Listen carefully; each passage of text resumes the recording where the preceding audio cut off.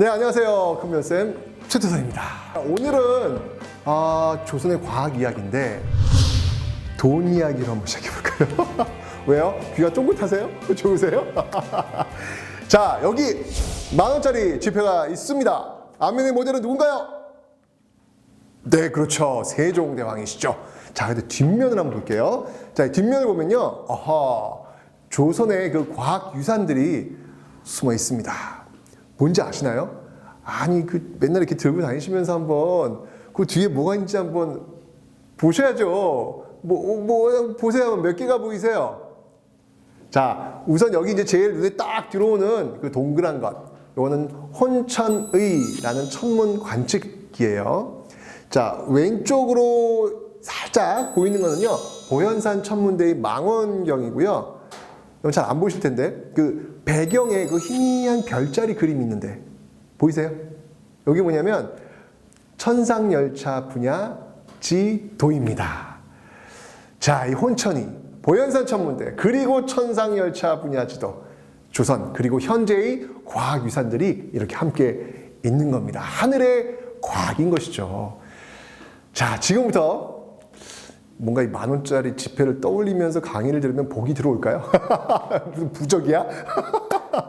자, 그럼 오늘 먼저 문제 퀴즈 한번 풀고 시작해 보도록 하겠습니다. 자, 다음 글의 내용과 가장 거리가 먼 문화유산은 무엇일까요? 고르신 거예요. 자, 이 조선 초기에는 민족 문화가 크게 발달하였다.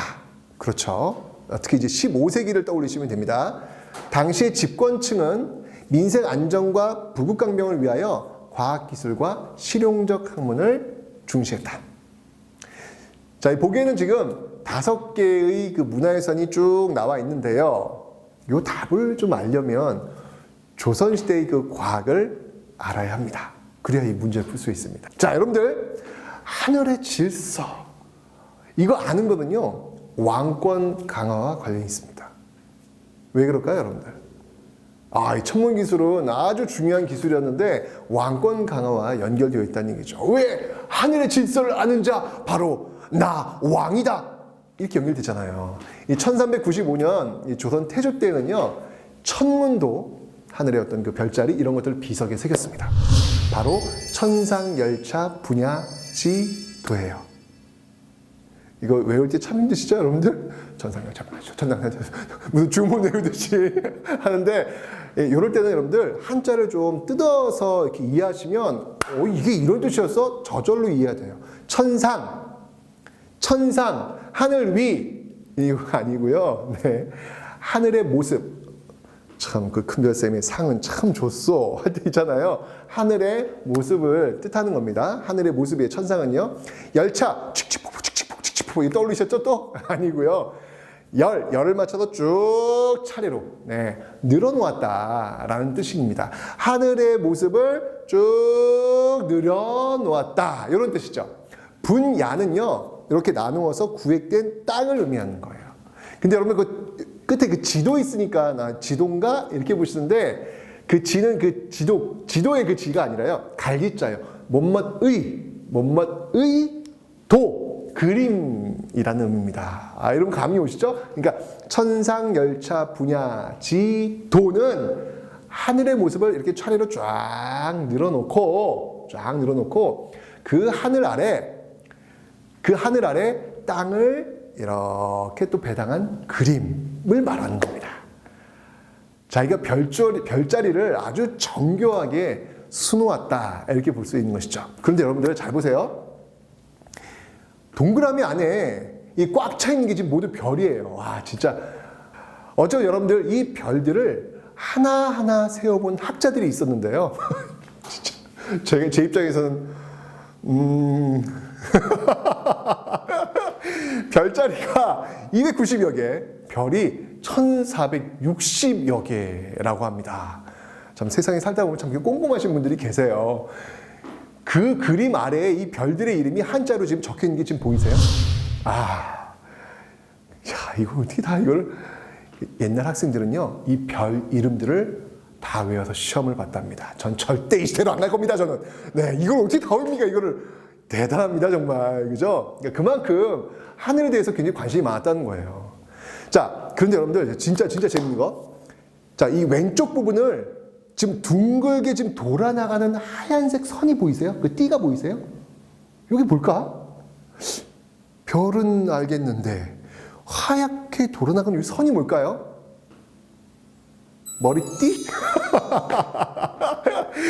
이게 바로 은하수예요, 은하수. 야, 은하수를 이렇게 표현하고 있습니다. 아, 진짜. 자, 이 천상열차 분야지도는요, 고구려 천문도를 참고로 해서 만들어졌어요. 물론, 고구려 천문도는 현존하지 않습니다. 이 천상열차 분야지도. 그럼 이거 왜 만들었을까요? 정치적 동기가 있습니다. 이 태조가요, 태조 이성계 누구예요? 조선의 문을 연 사람이잖아요. 그죠? 바로 백성에게 이 하늘의 질서를 보여주면서 이 왕조의 정통성을 확보하려고 한 거죠. 뭐 사실 뭐 태조 이성계 뭐 지금으로 본다면 뭐 어쨌건 간에 이 정변을 통해 가지고 지금 왕위를 잡은 거잖아요. 명분에선 밀릴 수 있단 말이에요. 당시 지식인들도 뭐 정몽주 같은 사람도 뭐 결사 반대했던 거 아닙니까? 그죠? 그러니까 뭔가 좀 이렇게 정통성을 좀 받아야 되는데, 확보해야 되는데, 이거 알려면 하늘의 별자리, 하늘의 명이야! 나는 하늘의 질서를 알고 있단 말이야! 뭐 이렇게 나와야 될 거 아니에요. 조선시대의 왕은 하늘로부터 부여받은 신성한 존재, 뭐 이런 느낌이 있거든요.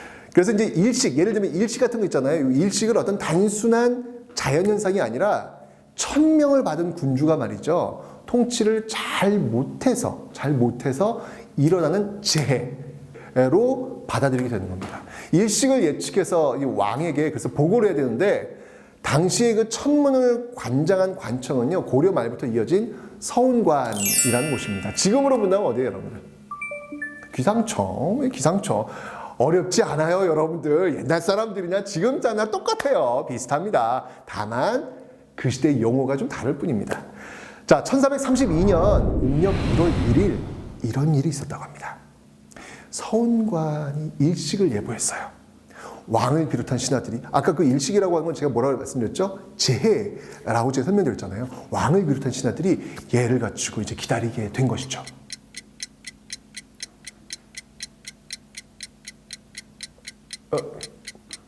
왜 안 해? 왜 안 돼?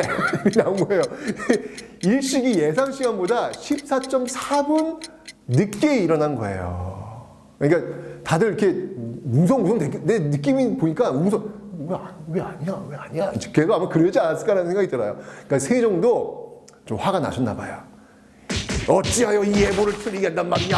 라고 해가지고요. 그 죄를 물어가지고 이 곤장을 쳤다고 합니다. 근데 이렇게 한번 생각을 해보죠. 조선은요, 어떤 국가죠, 여러분들? 주로 뭘 하면서 생업을 유지하는 나라죠? 농업이잖아요. 그죠? 농업국가잖아요. 농업이면 여러분 뭐가 중요한가요? 날씨 중요해요, 날씨. 그죠? 정말 중요한 일이었을 것 같아요. 그러니까 왕권 강화의 측면도 있겠지만 정말 농업국가이기 때문에 이 기상 관측이라고 하는 거는요, 너무 중요하지 않았을까라는 생각이 듭니다. 그러면 이런 것들을 관측하기 위한 도구들이 또 발달되었을 거 아니에요. 그죠? 그 도구를 한번 살펴보도록 하겠습니다. 그때 개발된 이 천체 관측 도구로는요, 혼천의와 간의가 있습니다. 모르시죠, 여러분들? 네, 이게 지금 사진에 나와 있는데, 이게 별들의 그 움직임을 재는, 뭐라고 설명을 했죠, 이걸? 일종의 각도기라고 보시면 되는 거예요. 그러니까 별의 위치를 볼 수 있는 그 각도기라는 건데요. 요거는 이제 세종 때 이제 만들어지고 있습니다. 조선시대 사람들은요, 그 태양이 지구를 돌기 때문에 그 하늘은 둥글고 땅은 네모나다고 이제 여겼습니다. 그래서 그 하늘을 이해하기 위해서 혼천의를 만들어가지고 천체의 어떤 운행 이치를 또 배우고 별자리가 그려진 천문도나 그 해시계를 통해서 24절기와 시간을 관측한 거죠. 왜 24절기와 시간이 중요한지는 이제 아셨죠? 농업해야 되니까요. 절기를 알아야, 그리고 시간을 좀 정확히 안다면 농업을 하는 데 있어가 농사를 짓는 데서 훨씬 도움을 줄 수 있잖아요. 그죠? 자, 여기 지금 제가 또 그림을 하나 봐야 되겠는데, 이 조선 후기에 그려진 동궐도라는 그림이에요. 동쪽에 있는 궐이라는 의미가 되겠죠. 누가 언제 그랬는지는 알려지지 않았지만 분명한 사실은 1830년대 궁궐에 화재가 났었는데 불타 없어진 건물들도 다 그려져 있는 걸로 봐서는 그 이전에 그려진 그림이었겠다 라는 생각이 듭니다. 그런데 이 그림을 확대를 한번 해볼게요. 자, 이 자세하게 좀 들여다보면 재미있는 것들이 보여요. 잘 보세요, 여러분들. 창덕궁 요 앞쪽으로 간이와 츠루기가 설치되어 있는 거 보이시죠? 와, 이 정말 기록사진처럼 생생한 것 같아요. 옛날엔 사진기가 없었으니까 이렇게 그림을 통해서 그렸는데, 진짜 이 앞에 진짜 간이와 츠루기가 지금 이게 딱 그려져 있습니다. 그죠? 그림 속에 츠루기 한번 보죠. 츠루기. 자, 츠루기는 뭐냐면 측량한다는 거죠. 비. 비의 양을 측정하는 기구라는 뜻입니다. 여러분 츠루기 잘 알죠? 초등학교 때부터 츠루기 모르지는 않을 것 같아요. 그죠? 근데 여러분 딱 보시면 어떤 생각이 드셨어요? 깡통이 이런 거. 이게 대단한데. 근데 여러분들, 이 츠루기는요, 세계 최초의 우량계라는 타이틀을 갖고 있습니다. 뭐야, 깡통이 무슨 세계 최초의 우량계야? 라는 생각을 갖고 있는데, 여러분들, 이 안에 눈금자를 넣어가지고 빗물의 양을 잰 거예요. 또 한 가지 중요한 건 실용성입니다. 이게 그러니까 여러분들이 생각할 때는 이게 그냥 깡통 그 이상도 그 이하도 아닌 것 같은데 이게 왜 중요할까? 중요한 이유가 있어요. 바로 이것을 이용해서 몇 월에 얼마만큼 비가 왔는지 꾸준히 기록해서 데이터베이스, 바로 그 자료를 확보했다는 것이죠. 이게 왜 중요할까요, 여러분들? 자료가 쌓이면 뭐가 중요한 거예요? 뭐가 가능한 거예요? 그렇죠. 어느 계절인가 어느 타이밍에 강수량이 어느 정도 오는지를 예측할 수가 있는 거죠. 그 데이터베이스에 의해 가지고. 이런 경우 여러분들, 이런 어떤 강우 측량 시스템은요, 우리나라에만 있었던 건 아니죠. 유럽 같은 다른 나라에서도 농경에 활용을 했던 건데, 중요한 건 뭐냐면 그런 활용법을 출발시킨 게 바로 조선이었다는 겁니다. 이거 얼마나 대단합니까, 여러분들? 그죠? 그러니까 다시 한번 정해드릴게요. 치국이 여러분들 저 깡통이 뭐 의미가 있을까? 그 치국이 자체가 중요한 게 아니라 그 치국이를 통해서 데이터베이스화해 놓았다는 거. 이게 중요한 거죠. 그래서 치국이가 의미가 있는 거예요. 아셨습니까, 여러분들? 자, 이번엔 여러분들 우리 지금 이제 별자리 관측하는 거 지금 보고 있잖아요, 지금. 그죠? 그래서 뭐 혼천이, 간이, 그러니까 일종의 그 별자리 재는 각도기, 그다음에 이제 비의 그 양을 재는 치우기 봤는데 이번엔 시계 한번 볼게요. 시계. 시계 한번 보겠습니다. 자, 해시계는요, 대표적으로 앙부일구가 있어요. 앙부일구 하면 이제 여러분들 무조건 외워요. 무슨 뜻인지도 모르고 무조건 외워요. 앙부일구 외우죠. 항상 한자를 한번 들여다보시면 조금 더 이해가 쉽습니다. 앙! 아유. 자, 앙은 뭐냐면요, 앞쪽 또는 열린 쪽을 뜻하는 거예요. 이게 열려 있다는 거예요. 부는 뭐냐면요, 가마솥이에요. 그러니까 알겠죠? 가마솥 기억나시죠? 이제 그림 떠오르시죠? 가마솥인데 열려 있는 거야. 열려 있는 가마솥이에요. 되시죠? 일구는 뭐냐면 해일자예요. 해 그림자라는 뜻도 있고요. 해시계라는 뜻도 있어요. 자, 그러면 여러분들 앙부일구는 그럼 어떤 거예요? 그러니까 가마솥이 있는데 열어놓은 가마솥이죠. 그 안쪽에 뭐가 있다? 해시계가 있다. 이런 의미가 되는 거예요. 그러니까 앙부일구 이 한자를 알면 그림으로 이게 머릿속에 그림을 그릴 수도 있는 거죠, 여러분들. 그냥 외우려고 앙부일구 하지 마시고요. 이렇게 제가 지금 설명드린 대로 한자를 갖고 이해하시면 훨씬 쉽다라는 겁니다. 자, 여기 사진 나왔는데 여러분 보세요. 지금 지구를 이렇게 반으로 툭 자른 듯한 모양. 가마솥 지금 이렇게 겉으로 보면 가마솥 모양이잖아요, 지금. 그죠? 꼭 하늘을 이렇게 올려다 보는 것처럼 지금 생겼어요. 안에 든 이 바늘의 그림자를 보고 시간을 아는 겁니다. 이제 햇빛이 비치면 여기 그 바늘의 그림자 생길 거 아니에요? 그거 보고 이제 시간을 아는 거죠. 자, 보세요. 반구형의 그 대접 모양에는요, 잘 보시면 이렇게 24절기하고 12지신이 새겨져 있어요. 절기와 시간이 새겨져 있는 것이죠. 자, 해가 이 동쪽에서 떠서 서쪽으로 지면서 이제 그림자가 생길 거 아니에요. 이 바늘 따라서. 그죠? 그 그림자가 이 시각선에 비춰서 시간을 알 수 있고 또 절기마다 그 태양의 고도가 달라지기 때문에 계절선에 비치는 그림자 길이를 보고 또 24절기를 알 수 있는 거죠. 그러니까 여러분들 이거 시계 있잖아요. 시계가 몇 시인지 어떻게 알아요, 여러분들? 여기 보면 숫자가 써 있으니까 그 숫자에 그 침이 가면 이게 몇 시 몇 분이야 이거 아는 것처럼 이것도 똑같아요. 그 바늘이 가려지는 그림자가 가려져 있는 곳에 그 숫자, 지금은 숫자인데 여기는 24절기 12시 이게 있는 거죠. 그거 따라가지고 시간과 절기를 보는 것이죠. 자, 그런데 여러분들 가운데 놓인 꼬챙이 좀 잘 보세요. 요거 이제 요거 바늘 영침이라고 하는데 살짝 기울어져 있어요. 아니 만들면 똑바로 만들지 왜 살짝 기울어졌을까? 실수였을까요? 우리 조선 할아버지 할머니 분들요 꼼꼼하신 분들입니다. 실수 아까 그 세종 부셨잖아요. 14.4분 늦었다 곤장 14대를 쳐라. 뭐 14대인지는 아닌지 모르겠지만 어쨌건 꼼꼼하신 분들이거든요. 실수 아닙니다, 여러분들. 자, 그러면 왜 살짝 기울여가지고 달았을까요? 놀랍게도 여러분들 이 영침, 바늘이 기울어진 정도는요, 서울의 위도와 일치합니다. 그러니까 오늘날 기준으로는요, 37도 39분 15초. 그러니까 세종 때 기준으로 이제 환산하면요, 37도 20분입니다. 자, 이렇게 그림자 바늘의 각도를 서울에 맞춘 것. 이유가 뭘까요? 이 시계는 중국이 아닌 조선의 시간을 재는 시계였다. 요걸 의미하는 거예요. 우리를 기준으로 맞춰가지고 그 바늘을 살짝 기울여 놓은 것이죠. 우리가 기준이 되는 겁니다. 자, 여러분들 이 지편전 직제학 그 김돈의 설명을 좀 들어봐야 할 것 같습니다. 설치해서 베푸는 것 중에 시각을 알려주는 것만큼 큰 것이 없습니다. 1424년 세종 때 경루라는 물시계를 설치해 밤에는 시간을 알 수 있으나 낮에는 알기 어려웠습니다. 12지신의 그림을 그려놓은 것은 어리석은 백성을 위한 것입니다. 라고 이야기를 합니다. 자, 이 글을 통해서 우리가 뭘 할 수 있냐면 실제로 세종 16년 1434년 실록을 보면요. 처음으로 앙부일구를 종로, 해정교와 종묘 앞에 설치해 그림자를 관측했다라는 기록이 있어요. 그러니까 세종은 그 해정교와 종묘 앞, 그러니까 이제 백성들이 종로대로잖아요, 거기 가요. 백성들이 제일 많이 다니는 데잖아요. 거기에다가 해시계인 바로 이 앙부일구를 딱 설치를 했던 것이죠. 누구나 볼 수 있도록. 근데 여러분들,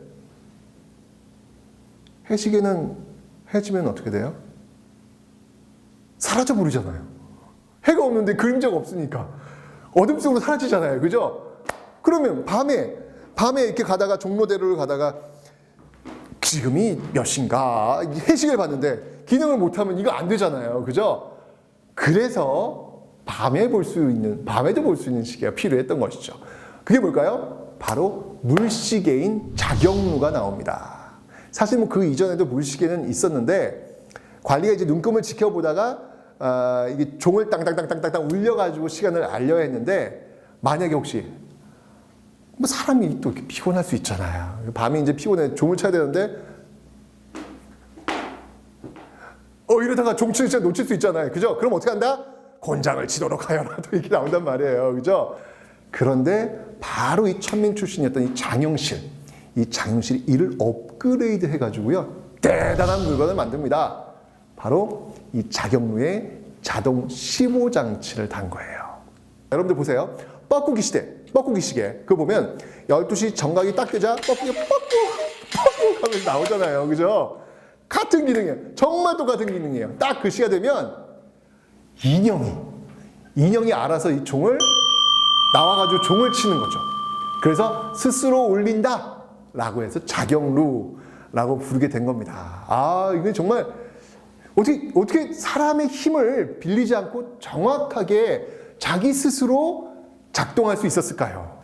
자, 그 원리를 한번 좀 보도록 하겠습니다. 지금 여기 보시면 물을 넣은 항아리 한쪽에 구멍을 뚫어요. 뚫으면 어떻게 될까요? 물이 흘러나오겠죠. 그죠?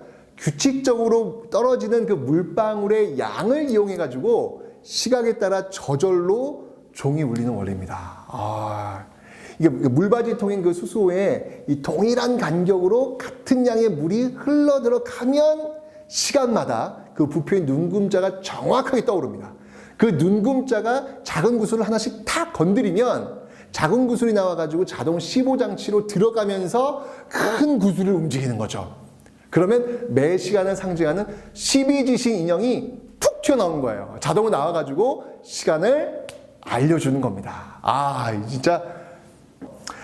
자, 이 자경론은요, 임진왜란하고 일제강점기를 거치면서 사실 이제 물통만 남고 소실됩니다. 여러분들이 보는 그 지금 실물은요, 그냥 지금 물통만 있는 거예요. 지금 다 그 장치 같은 것들이 소실이 되는 거예요. 복원을 좀 하려고 애를 쓰는데, 현재 기술도 이게 안 되네요. 쉽지 않네요. 네. 이번에는 역시 또 이제 그 하늘과 관련된 거예요. 우리는 지금 다 지금 하늘과 관련된 이야기 하고 있잖아요. 역법을 또 한번 봐야 되겠습니다. 역법. 어렵죠? 네, 어렵지 않고요. 지금의 달력이라고 생각하시면 돼요. 달력. 세종 때 이 칠정산이라는 달력이 나옵니다. 이 칠정산은요, 내편과 외편으로 되어 있는데요. 조선시대에는 해와 달, 그리고 수성과 금성, 화성, 목성, 토성. 그러니까 월화수목금토일 그런 거 있잖아요. 예, 이런 것들을 칠정산이라고 했어요. 우리가 지금 월화수목금토일 이렇게 하듯이 그 당시에도 칠정산 이렇게 했다는 이야기죠. 근데 중요한 건 뭐냐면 세종은 굉장히 어떤 민족적이고 좀 자주성 이런 것들을 굉장히 고민했던 그런 왕인 듯합니다. 중국의 하늘이 아닌 우리의 하늘에 떠 있는 칠정산을 봐야 한다. 왜냐면 중국 북경에서 바라본 별자리와 그리고 한양에서 바라본 별자리 분명히 다를 거 아니에요. 그죠? 그러니까 중국이 아닌 조선의 서울 한양이 기준점 여기서 이제 봐야 된다라고 본 것이죠. 그래서 명합니다. 조선의 역법을 새롭게 만들라라고 명을 하는데 이 조선의 젊은 지편전학자들이 북한산에 올라가지고 한양의 그 북극보도를 개선을 하고 1년의 길이와 한 달의 길이를 개선을 합니다. 그렇게 10년에 걸쳐 정말 10년이에요, 여러분들.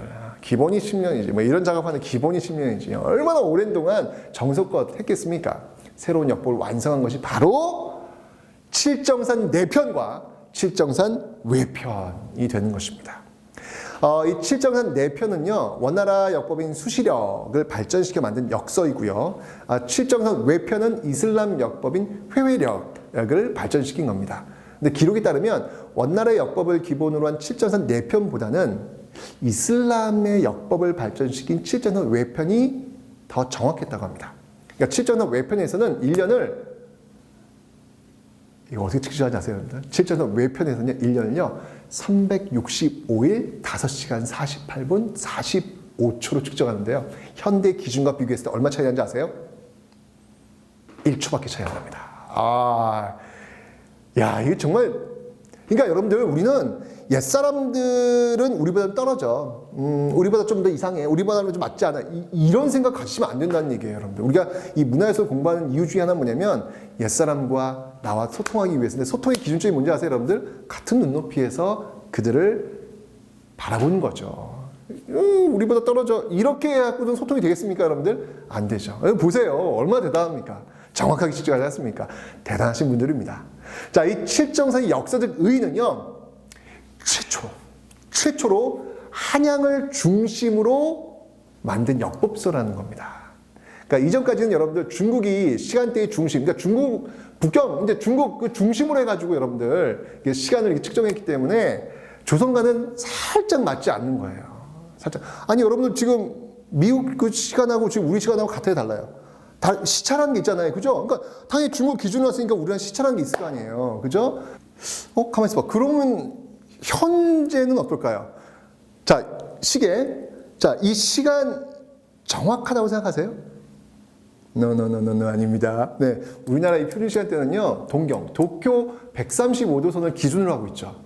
왜 그랬냐고요? 일제의 나라를 빼앗긴 1910년 경술국치 때 이게 식민지 됐다 이거죠. 그러니까 일본과 그 시차를 없애기 위해서 채택한 시간이에요. 그래서 실제 우리나라 시각하고는 살짝 다를 수밖에 없는 것이죠. 그런데 조선 전기, 세종 때는 바로 서울을 중심으로 시간을 정했다는 겁니다. 이거 얼마나 대단한 겁니까? 그죠? 자, 이런 천체 관측, 강우량 측정 같은 과학 발전은요, 당연히 농사에 큰 도움을 줄 수밖에 없습니다. 그리고 또 실용의 시대를 열었습니다. 정말 이 장영실이 천민 출신이면 뭐 어떻습니까? 그죠? 재능을 높이 사면 그만이겠죠? 이런 실용 정신이 바로 조선의 과학을 만든 겁니다. 자, 이제 한번 여러분들 그 앞에서 풀었던 퀴즈 한번 풀어볼까요? 자, 이 조선 초기의 민생 안정과 부국 강병을 위한 노력과 관련 없는 문화유산을 찾는 문제였죠? 자, 치국이 천상열차 분야 지도는 민생의 안정과 왕권 강화를 위해서 만든 조선의 과학유산이죠. 네. 훈민정음과 신기전. 이것도 역시 이 과학 관련 문화재는 아니겠지만 이 백성과 나라를 지키기 위한 유산이라고 볼 수 있습니다. 사실 또 포괄적 의미로 본다면 이것도 과학유산이라고 볼 수 있어요. 그런데 5번은요, 이게 뭐냐면 서원이에요, 서원. 예, 성리학이고 확산과 관련이 있는, 앞에서 1번, 2번, 3번, 4번이 15세기를 대표하는 어떤 그런 문화유산이라면 이 서원은 16세기를 대표하는 문화유산이라고 볼 수 있습니다. 그래서 오늘 퀴즈 정답은 바로 5번이 되는 겁니다. 자, 현재 우리에게 이 조선시대의 과학은 어떤 의미가 있을까요? 배울 거 정말 많지 않습니까, 여러분들? 옛사람들이 그 하늘을 대하던 자세를 좀 알 수 있고요. 백성을 생각한 그 왕의 마음도 읽을 수 있었습니다. 수백 년 전의 과학으로 새로운 우주를 한번 상상해 볼 수도 있는 것이죠. 사실 이 과학과 천문이라고 하는 부분은요, 좀 어찌 보면 좀 굉장히 따분하고 고리타분하고 그런 부분으로 아마 여러분들이 공부를 하셨을 거예요. 근데 어때요? 오늘 그 용어 외우는 데 그치는 게 아니라 조금만 더 그 용어를 해석하고 그의 기능을 한번 살펴보니까 많은 것들이 여러분 보이지 않으시나요? 그죠? 우리가 이 공부를 하는 이유가 될 겁니다. 자, 여러분들 다음 시간도 우리가 그저 죽어있는 텍스트로 쭉 넘기는 그런 문화재들을 살아있는 생명력을 불어넣는 그런 강의를 한번 만나보도록 하겠습니다.